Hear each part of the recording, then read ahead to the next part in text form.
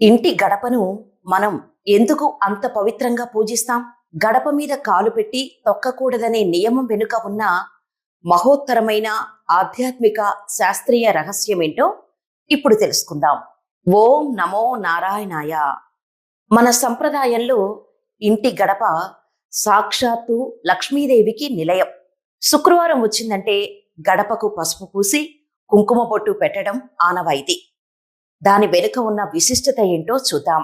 గడప అనేది కేవలం ఒక తలుపు చట్రం కాదు, అది ఇంటికి రక్షణ కవచం.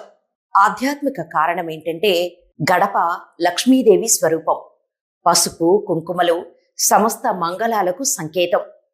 ఇంటి గడప కళకళలాడుతుంటే లక్ష్మీదేవి ప్రసన్నురాలై ఆ ఇంట్లోకి అడుగు పెడుతుంది.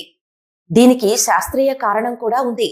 పసుపు అనేది అద్భుతమైన యాంటీ బ్యాక్టీరియల్. బయటి వాతావరణం నుండి వచ్చే విషక్రిములు, పాములు, విషపూరిత పురుగులు ఇంట్లోకి రాకుండా పసుపు అడ్డుకుంటోంది.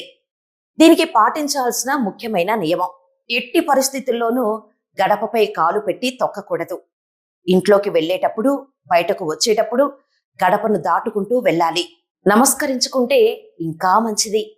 ఇంటి గడపను గౌరవించి సకల ఐశ్వర్యాలను ప్రసాదించే లక్ష్మీదేవిని మీ ఇంట్లోకి ఆహ్వానించండి. ఈ వీడియోని మీ ఇంట ఉన్న మహిళలందరికీ షేర్ చేయండి. ధన్యవాదాలు.